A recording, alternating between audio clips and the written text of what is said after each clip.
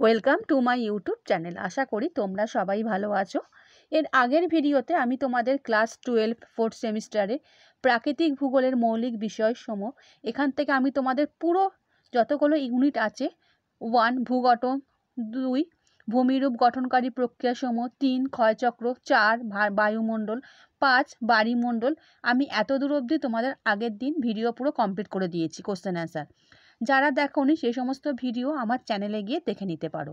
আজকে আমি তোমাদের লাস্ট যেটা আছে জীবমণ্ডল, এখান থেকে আমি তোমাদের কোশ্চেন অ্যান্সার দিয়ে দিচ্ছি 2 নম্বরের। এর পরের দিন এখান থেকে 3 আর 5 আমি তোমাদের দিলে এই তোমাদের অধ্যায় জায়গাটা তোমাদের পুরো কমপ্লিট হয়ে যাবে। নেক্সট চলে যাব মানবীয় ভূগোলের মৌলিক বিষয়সমূহ। এটা শেষ হয়ে গেলে আমি তোমাদেরকে ফেব্রুয়ারি মাসে তোমাদের ফোর্থ সেমিস্টার পরীক্ষা আছে, আমি তোমাদের সাজেশনও দিয়ে দেবো। চ্যানেলে যারা নতুন চ্যানেলটা সাবস্ক্রাইব করে রাখো, আর ভিডিওটা ভালো লাগলে লাইক এবং বন্ধুদের শেয়ার করে দিও। তাহলে বন্ধুরা আরম্ভ করে দিচ্ছি। প্রথম কোশ্চেন, জীব বৈচিত্র্যের হটস্পট কি?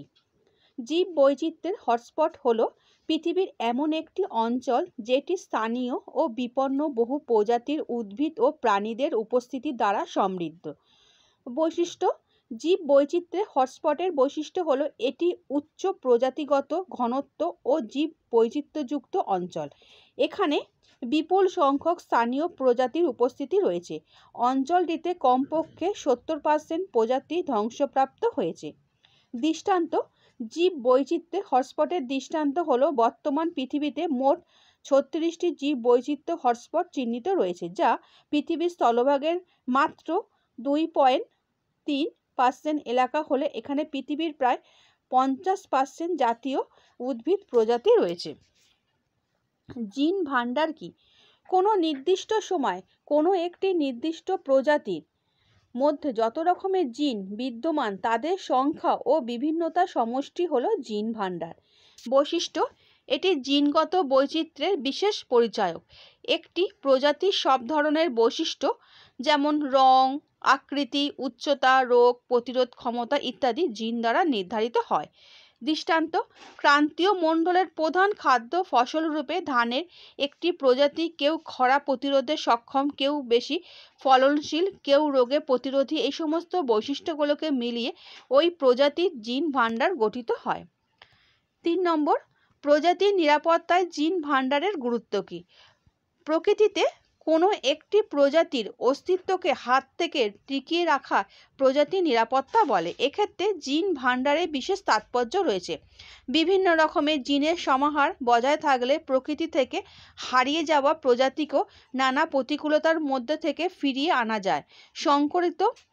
সংরক্ষিত জিন ভান্ডার ব্যবহার করে বিজ্ঞানীরা প্রজাতির মধ্যে থেকে উন্নত বৈশিষ্ট্যগুলিকে বেছে নিয়ে আরও শক্তিশালী টেকসই প্রজাতির জীব সৃষ্টি করতে পারেন। জিনগত অবক্ষয় বলতে কী বোঝায়? পরিবেশ কোনো উদ্ভিদ বা প্রাণী প্রজাতির জিনগত বৈচিত্র্যের ক্রমাগত হ্রাস পাওয়াকে জিনগত অবক্ষয় বলে। যখন কোনো নির্দিষ্ট অঞ্চলে বহু প্রজাতির মধ্যে কয়েকটি বিশেষ প্রজাতি শুধু টিকে থাকে আর বাকিগুলি ধ্বংস বা বিলুপ্ত হয়ে যায়, সেই পরিস্থিতিকে জিনগত অবক্ষয় বলা হয়। প্রজাতি ভবনের কারণগুলি লেখো। প্রজাতি ভবনের কারণগুলি হলো ভৌগোলিক বিচ্ছিন্নতা। প্রজাতির মধ্যে নদী, পাহাড়, মরুভূমি বা অন্যান্য বাধা থাকলেও 2 বা ততোধিক প্রজাতি একে অপরের থেকে বিচ্ছিন্ন হয়ে পড়ে, যেমন দ্বীপের প্রাণীদের ভিন্নতা। প্রজনগত বিচ্ছিন্নতা, দুটি গোষ্ঠী আচরণ, শারীরিক গঠন বা জিনগত কারণে একে অপরের সঙ্গে প্রজনের অক্ষম হলে তার প্রভাবে ধীরে ধীরে নতুন প্রজাতি গড়ে ওঠে। জিনগত পরিবর্তন, ডিএনএর হঠাৎ পরিবর্তন হলে উত্তরসূরিদের মধ্যে স্থায়ী হয়, তবে একসময় তা একটি নতুন প্রজাতি সূচনা করতে পারে। প্রাকৃতিক নির্বাচন, পরিবেশ অনুযায়ী যে বৈশিষ্ট্য বেশি উপযোগী তা বেঁচে থাকা এবং পরবর্তী প্রজন্মে ছড়িয়ে পড়ে, ফলে ধীরে ধীরে একটি নতুন প্রজাতি গঠিত হয়। বিশ্ব বিলুপ্তি বলতে কী বোঝো? যখন কোনো একটি প্রজাতি পৃথিবীর সব জায়গা থেকে চিরতরে বা সম্পূর্ণভাবে বিলুপ্ত হয়ে যায়, অর্থাৎ বিশ্বের কোনো স্থানে আর সেই প্রজাতিকে অথবা সেই প্রজাতির আর কোনো সদস্যকে জীবিত অবস্থায় পাওয়া যায় না, সেই ঘটনাকে বিশ্ব বিলুপ্তি বলে। বিশেষত প্রজাতির বিশ্বব্যাপী বিলুপ্তির ঘটনাটি ডিএনএর অভাবে জিনগত ভাণ্ডার শেষ হয়ে যায়, ফলে ভবিষ্যতে সেই প্রজাতি পুনরায় তৈরি করা প্রায় অসম্ভব হয়ে পড়ে। উদাহরণ, আজ থেকে প্রায়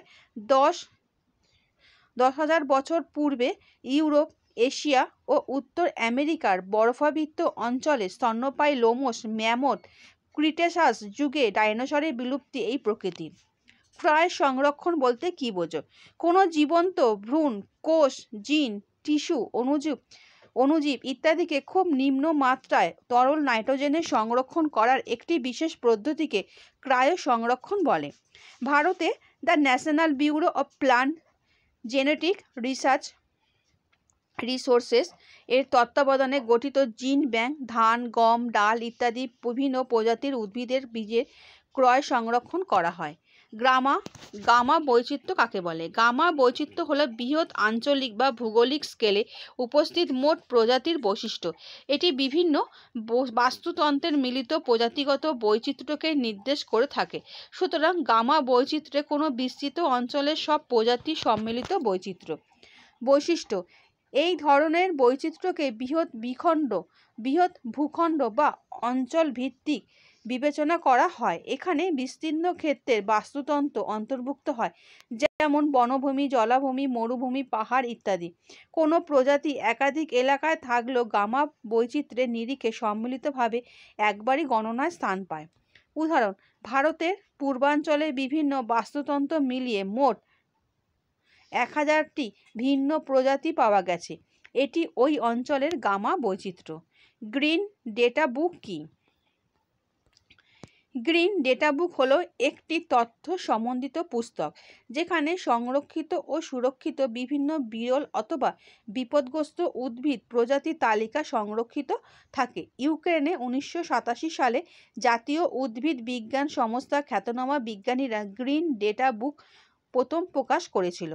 বৈশিষ্ট্য: স্বল্প বিপন্ন, স্থিতিশীল, পুনরুদ্ধার বা সংরক্ষণযোগ্য অরণ্য, তৃণভূমি, শুদ্ধ মরুভূমি অথবা জলাভূমির বিশেষ কিছু উদ্ভিদ প্রজাতি এই তালিকায় স্থান পেয়েছে। এটি জীব বৈচিত্র্যের সংরক্ষণের বেশ কিছু ইতিবাচক ফলাফল এবং তাৎক্ষণিক নির্দেশিকা তুলে ধরে। উদ্ভিদ উদ্যান কি? যে নির্দিষ্ট এলাকায় বিভিন্ন প্রজাতির উদ্ভিদকে সংগ্রহ, রোপণ, সংরক্ষণ, বিভিন্ন ধরনের গবেষণা ও নান্দনিক তথা সচেতনতার উদ্দেশ্যে প্রদর্শন করা হয়, সেটিকে উদ্ভিদ উদ্যান বলে। বৈশিষ্ট্য: এখানে স্থানীয় ও বিদেশি বিভিন্ন প্রজাতির উদ্ভিদ বৈজ্ঞানিকভাবে শ্রেণীবিন্যাস করে রাখা হয়। উদ্ভিদ উদ্যান বিভিন্ন উদ্ভিদের ওপর গবেষণা, শিক্ষাদান ও পরিবেশ সংরক্ষণে সহায়ক। উদাহরণ, হাওড়ার শিবপুরে অবস্থিত Acharya Jagadish Chandra Bose Indian botanical garden, বেঙ্গালুরুতে লালবাগ বটানিক্যাল গার্ডেন, লখনৌতে ন্যাশনাল বটানিক্যাল রিসার্চ ইনস্টিটিউট, লন্ডনে দ্য রয়্যাল বটানিক্যাল গার্ডেন্স প্রভৃতি। বিটা বৈচিত্র্য কাকে বলে? দুটি বিভিন্ন এলাকার বাস্তুতন্ত্রের মধ্যে প্রজাতি ভিত্তিক যে পার্থক্য বা ভিন্নতা দেখা যায় তাকে বিটা বৈচিত্র্য বলে। অর্থাৎ কোনো একটি এলাকা থেকে অপর কোনো এলাকায় প্রজাতি গঠনের যে পরিবর্তন বা ভিন্নতা দেখা যায়, সেটি প্রকাশ করতে বিটা বৈচিত্র্য কথাটি ব্যবহৃত হয়। এর বৈশিষ্ট্য: দুটি বা একাধিক এলাকার প্রজাতির গঠনের তুলনা করে বিটা বৈচিত্র্য নির্ধারিত হয়। এক জায়গার প্রজাতি আরেক জায়গা থেকে কতটা ভিন্ন সেটি প্রকাশিত হয় বিটা বৈচিত্র্যের মাধ্যমে। উদাহরণ, সুন্দরবনে কোনো একটি অঞ্চলে 20টি প্রজাতির পাখি আর একটি অঞ্চলে 15টি প্রজাতির পাখি রয়েছে। এই দুই অঞ্চলে 10টি পাখির প্রজাতি সাধারণ এবং বাকিগুলি পৃথক। সুতরাং এক্ষেত্রে বিটা বৈচিত্র্য কত হবে? এটাকে তোমাদের মাইনাস আর প্লাস করে তোমাদের এটাকে করে নেওয়া হবে 15টি নতুন প্রজাতির ভিন্নতা।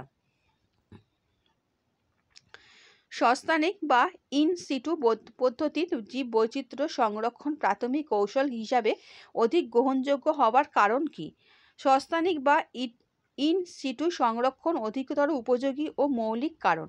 প্রজাতির সস্তানিক ক্ষেত্রে সংরক্ষণের মাধ্যমে প্রাকৃতিক বাস্তুতন্ত্র অক্ষুণ্ণ থাকে। এই ধরনের পরিবেশে প্রাণী বা উদ্ভিদেরা স্বাভাবিক অভিযোজনে সক্ষম হয়। সস্তানিক ক্ষেত্রে প্রজাতির জিনগত বৈচিত্র্য ও বিবর্তন প্রক্রিয়া সচল থাকে। খুব কম খরচ ও টেকসইভাবে এই পদ্ধতিকে প্রজাতিকে সহজে নিরাপত্তা দেওয়া যায়। জৈব সম্ভাবনার প্রক্রিয়া বলতে কী বোঝায়?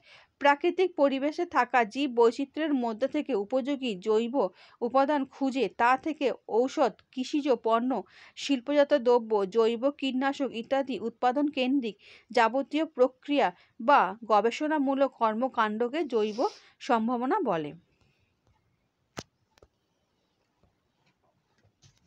উদাহরণ: জৈব সম্ভাবনার প্রধান উপকরণগুলির মধ্যে অন্যতম হল বিভিন্ন প্রজাতির উদ্ভিদ, বৈচিত্র্যপূর্ণ বিভিন্ন প্রাণী, অণুজীব ইত্যাদি, যেগুলির জিনগত বৈশিষ্ট্য ও রাসায়নিক উপাদান বিশ্লেষণ করে নতুন ঔষধ প্রসাধনী, খাদ্য উপাদান, কৃষিজ পণ্য বা জ্বালানি উৎপাদন করা হয়। জীব বৈচিত্র্যের ক্ষতি মানুষের সুস্থতার উপর কীভাবে প্রভাব ফেলে? জীব বৈচিত্র্যে শুধু প্রকৃতির সৌন্দর্য নয়, এটি মানব জীবনের স্বাস্থ্য, নিরাপত্তা, অর্থনীতি ও ভবিষ্যতের সঙ্গে ওতপ্রোতভাবে জড়িত। যেমন জীব বৈচিত্র্য কমে গেলে কৃষির জিনগত বৈচিত্র্য কমে যায়। এর ফলে বহুমুখী খাদ্য উৎস সংকুচিত হয়ে অপুষ্টি দেখা দিতে পারে। বিভিন্ন গবেষণা দেখা গেছে জীব বৈচিত্র্য কমে গেলে সংক্রামক রোগের হার বাড়ে। জীব বৈচিত্র্যে সংরক্ষণের বিভিন্ন পদ্ধতি আলোচনা করো। জীব বৈচিত্র্য সংরক্ষণের জন্য বিশ্বের প্রতিটি দেশেই একাধিক পদক্ষেপ নেওয়া হয়েছে, যেমন স্থানিক সংরক্ষণ পদ্ধতি, অভয়ারণ্য, জাতীয় উদ্যান, সংরক্ষিত অরণ্য, সুরক্ষিত অরণ্য, বায়োস্ফিয়ার রিজার্ভ। অস্থানিক সংরক্ষণ পদ্ধতি: বোটানিক্যাল গার্ডেন, চিড়িয়াখানা, জার্ম প্লাজম সংরক্ষণ, বীজ ব্যাংক, জিন ভান্ডার। আচ্ছা বন্ধুরা, আশা করি তোমরা আজকে জীবমণ্ডল থেকে কোশ্চেন অ্যান্সার বুঝতে পেরেছো, যেটা তোমাদের আমি বললাম। এরপর থেকে আমি তোমাদের সমস্ত যেগুলো 2 মার্কসের দিয়েছি, এখান থেকে 3 মার্কসের কোশ্চেন অ্যান্সার আবার তোমাদের আলোচনা করে দেবো। আর ভিডিওটা ভালো লাগলে বন্ধুদের শেয়ার করে দিও। আচ্ছা বন্ধুরা, ভালো থেকো।